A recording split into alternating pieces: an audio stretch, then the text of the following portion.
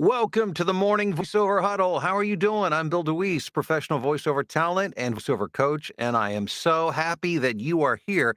This is what we do every weekday morning. We huddle up, get together. I share a thought, some motivation, tip, trick, strategy to help you, all to help you make more money in voiceover. Thank you for being a part of this morning. We reserve Friday. It's kind of a special day. It's all Q&A. And so Monday through Thursday, I have a topic that I'll talk about. And Friday, I ask you to bring your questions, and I'll grab a handful of those and do the best I can here. I'm not always able to get through all of them, but I'll do as many as I can before I have to get to work recording my own voiceover work, which I've got quite a bit of work to do today, which is always very exciting. And speaking of exciting, how about them Bengals? Who day? Looking forward to the game against Kansas City this weekend. It's so fun living in Cincinnati with sport when the sports teams are doing well. You know, and it's a smaller market compared to, it's not Chicago, it's not New York, it's not Los Angeles. And when their team, they're huge fans of their teams, of the Reds and of the Bengals. And, when the Bengals are doing as well as they are, or in seasons, it's been a long time, when the Reds, are making it to the playoffs, this place just goes bonkers, absolutely nuts. It's just a lot of energy, a lot of excitement. Well, if you have a question, make sure you put it in the live stream this morning. And while I see they're starting to come in, I appreciate that. So as those questions are coming in, let me just quickly mention that I'm really glad you're part of the huddle, and these huddles are great. Hopefully, it gives you some information that you can grab hold of, you can sink your teeth into, that you can use to motivate you. But there is nothing like being in an immersive training program and environment where you're with other like-minded students, where you're getting deep dives into topics and able to watch your instructor, me, as I work during the day. And if that's something that you're ready for, you're ready to take it to the next level, to really learn how the voiceover business operates, how to perform, how to market, how to do the audio part of it, the whole nine yards, then go in the description below, click the link, find out more about the voiceover blueprint. While a lot of you guys are in the program and it's so exciting, and when you join me here in the morning, it really means a lot to me. I want to see you all in the voiceover blueprint. And click below, get all the details. All right, let's take a look, see who we've got in the live chat this morning and what those questions are. Mark in Albuquerque, a proud member of the voiceover blueprint. How are you doing, Mark? You have a good weekend as well. Thank you. Hey, Brittany in Tulsa, what's up? And from the Space Coast. Have I ever told you that we have a NASA rocket scientist in the voiceover blueprint? Kid you not. She trains space station astronauts and is actually doing really well as a voiceover talent. I mean, we've got just such a broad variety of people. It's pretty incredible. Susan in New Jersey, what's up this morning? Nick in Orlando, Amanda in Alabama. Hi to David in Louisville. Hope you're doing well, David. Hey, Patrick in Maryland. Good to see you on the stream this morning. Hey, Ty in Warsaw, Indiana. It's brisk, colder than chilly, Georgia. I'm sure it is. I stepped outside this morning when I let my dogs out when I first got up, and it was like, whoa, that was a cold slap in the face. Good morning, New York. Hello, San Juan. We've got Fairfield in the house this morning. Mobile, Alabama. Jason, hey there. Doug in Greensboro, North Carolina. Okay, here we go. Here's our first question. Do you send an invoice with your finished work to the customer?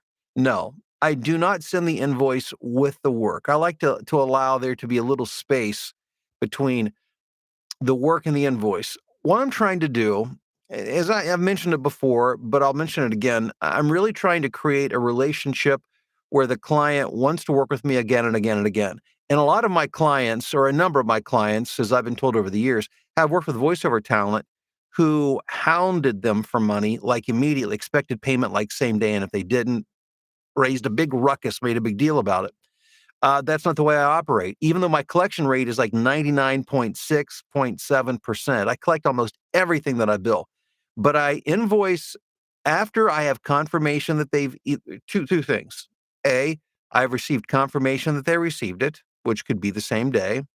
But if I don't hear from them, I send it within 24 hours. So in other words, you don't want there to be a long gap between. Again, I don't want to be like, hey, here's your work, pay me. I want to be like, here's the work, give you a few hours, check it out, make sure everything's okay. And then expect the invoice after you've confirmed you've received it, or again, within 24 hours. And that works really, really. As a matter of fact, we've got a module in the blueprint that teaches how to do invoicing and collections. And I wish I could say I was the brilliant mind that came up with it. It comes from my wife. My wife worked in uh, student financial aid in a university for like 25 years. And she's really, really good at collecting money. And she, along with my daughter, put that system together, and it's amazing how effective it is. Um, let's see, I'm going to try this. Little latte from the Philippines. So good to have you on this morning. Hey, Dory, how are you? How do I handle too much copy in a retail spot? Oh boy. Okay, this has got to be one of my favorite things. So what Dory's talking about is a very extremely typical scenario.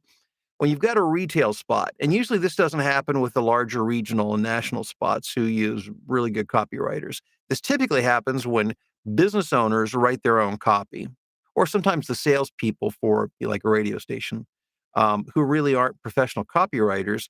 And the thought is this, especially from the business, and oftentimes the business owner is the one who drives this. The thought is this: the more that I can squeeze into this 30 seconds, the more value I'm getting for the money that I'm spending on this commercial. So which at the surface kind of makes sense. The more I get in, the more I'll get out. But it's actually just the opposite. The less you put in, the more focused you are on a single thought, whatever that thought is, whether it's a sale, whether it's a product, or whatever it is, the less you have in that copy, the more effective it is. The more room you allow it to breathe, the more effective it is. But back to your question, Dory, here's what I do. Oftentimes I'll look at a commercial, and admittedly, I've been out of radio for like 18 years. And I guess I don't maybe have the same production chops that I had back then, where everything I did was speed read, essentially. And so, I may not be quite as good at it now as I was then. And sometimes I'll get a script and I'll think, there's no way. There's just no way I can squeeze this all in. But what I find out is after I've gone through it 2, 3, 4 times, I can. Not that I like to. It's not my job to consult the client on what the copy should be.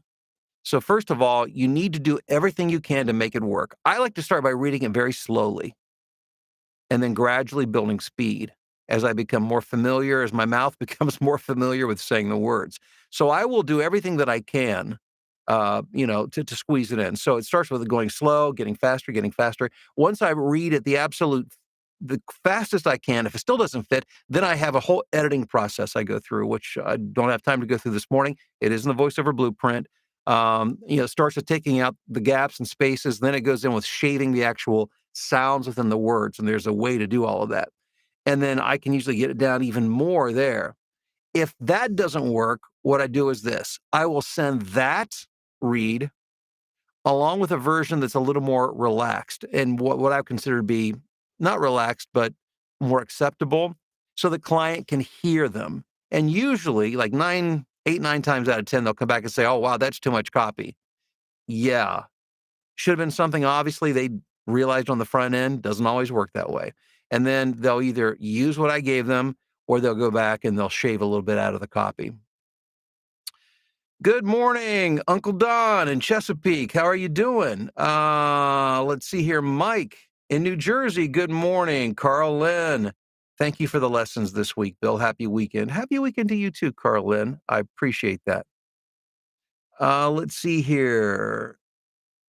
My vision's a little blurry this morning. I'm having a hard time reading this fine print.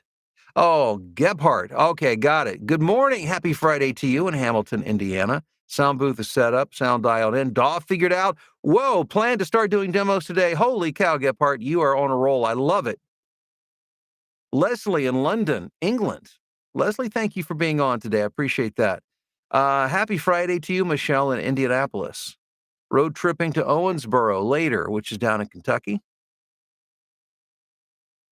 Rusty in frigid Marquette, Michigan. Eric from Richmond, Texas. How much compression is too much compression? And have you done a video on this? I talk about it on occasion, and I'm not going to answer that question by giving you like a number because I do things by ear. I mean, there are compression ratios 2 to 1, 3 to 1, 4 to 1. I will say, generally speaking, some compressors don't even have an option for that. Like for instance, I use a Fairfield.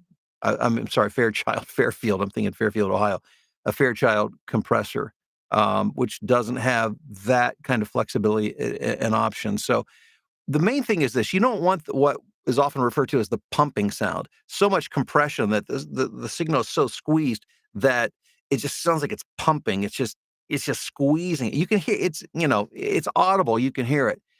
My suggestion is this: I always tell my students to give it just a little kiss of compression. In other words, to tame some of those peaks and to give it a little more pop and a little more presence. That's not quantifiable. I understand that I'm not giving you a number, which would make it far easier. But what I would say is look at your audio beforehand, and you should tell that it's a little bit compressed, but not overly compressed. And if it sounds like it's being squeezed, it's too much. It's a great day in Ringgold, Georgia. I'm sure it is, Gregory. Thank you for being on this morning. Hey, Bob in Reidsville, North Carolina. Dr. Bob in Clearwater, Florida. Mark in Wilmington, North Carolina. Good morning. Amanda, now the voiceover blueprint is always going on, and we start a new every Thursday. We have a kind of like a webinar, which is called a quick start webinar. It's for people who are new in the blueprint, so it's orientation slash welcome slash Q&A slash coaching. So, but you can jump into the voiceover blueprint anytime. I am working on a 90-minute live event workshop, which will happen third Tuesday evening of February. That is Tuesday the 21st, I believe. It will start at 8 p.m. Eastern time. It will be on the topic of how to make a DIY demo. Now, those of you who are in my voiceover blueprint, you already have all that information, so this is not new information to you. But if you're not, this would be a really good class for you to be a part of. More information coming on that soon. It's not quite ready yet, but it's coming. David says, first ACX book hit the market yesterday. Fantastic, David. Second one wrapping up this weekend. Feels good to gain some traction. Thanks for your advice and sharing your experience. Hey, David, thanks for the update. Really glad to hear that. Fantastic. David in Lexington, Kentucky. Good morning.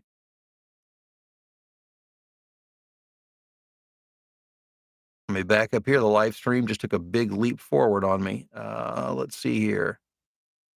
Oh my goodness, there must be a lot of people on this morning. It was moving faster than I wasn't keeping up with it. I need to move on here, I guess. Nick, um, asking about dynamic microphones like an SM58 when the room isn't well treated. Nick, which is like the more handheld, vocal type mics. That would be a last resort. I wouldn't use a mic like that unless I had no other options. Although a dynamic mic like that is going to work, it's going to sound better if your room's not treated than maybe uh, like an SM58 probably would sound better in a really bad untreated room than a Neumann, because this Neumann TLM 103 is going to pick up everything in it. So I guess that would be my thought on that. Stephen Oshkosh, good morning. Theo, happy Friday, yay, he calls it. I like Friday, I like that. The frigid paradise of the Chicago commuter rail system.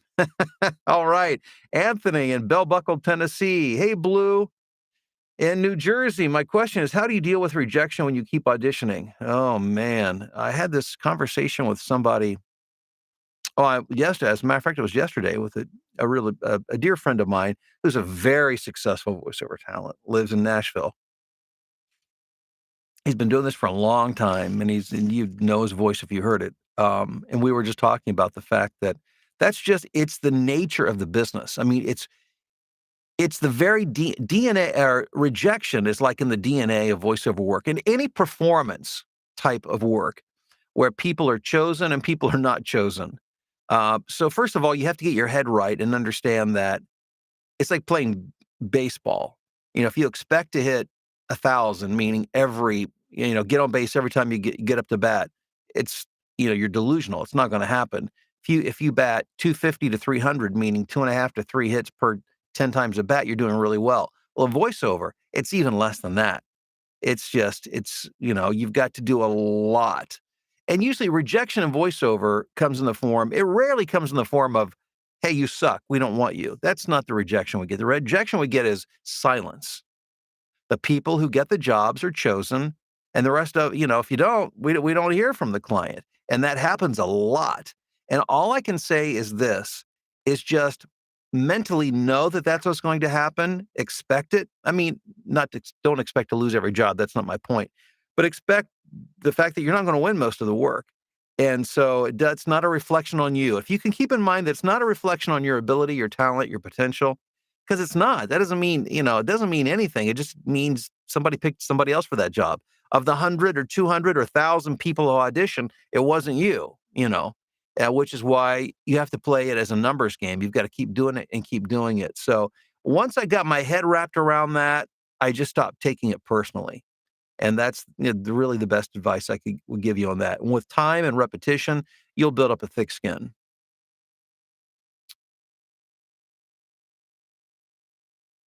Patrick's asking about, well, okay, my audio, do I use compression or other effects or plugins, or do I leave it fairly untouched? No, I process my audio. What you're hearing now is what I give my clients on auditions and projects. It's running through some EQ. It's running through some de-essing. There's a bit of compression on it, and there's also noise reduction. So yeah, I've got a full-blown chain of processing that I go through. I would say only use what you need. Don't use it just because you can, but use what you need. Good morning, Sandra in Dallas, Fort Worth. Where do I go to advertise my voice for hire? Well, there are so many. Thank goodness. Nowadays there are so many platforms that you can get. If you're brand new, which I assume you are, I would start with the free platforms like Upwork.com, like Fiverr.com, like Voice Bunny. You could start with audiobooks, ACX.com. Those, the Thumbtack.com. I would start off with platforms that are extremely inexpensive or free, and that's where I would begin to market myself.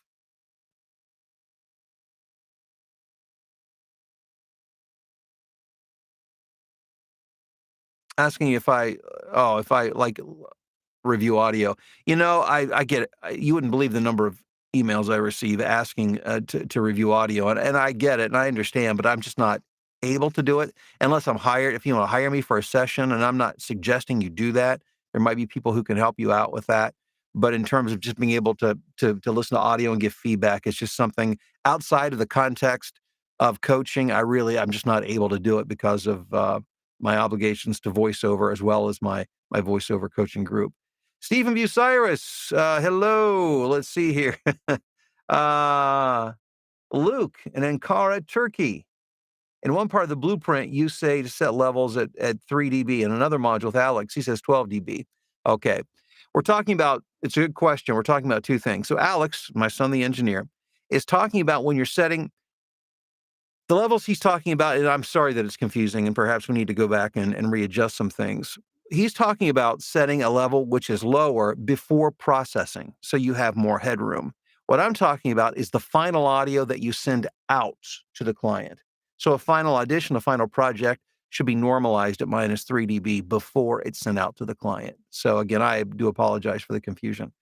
Janet in Florida, John, he says blueprint power. He's flexing here for us this morning. I love it. Harold, good morning to you. Having a problem with your mic sounding too loud. Well, that's going to be issue of adjusting the gain, which this is really not a good place without demonstrating, I really can't do that. But I'm going to tell you, if your levels are too high or if you're overmodulated, you're getting distortion, you need to back down on the gain, which can be controlled depending on your setup. It sounds like you're using a USB microphone. So within your audio input on your computer, it sounds like you're using Windows. So go into Control Panel, control panel, audio, and then there's a little slider for them. Now, I haven't been on Windows for a long time, so if things have changed, forgive me. But it should control the input gain, and you can adjust that up or down.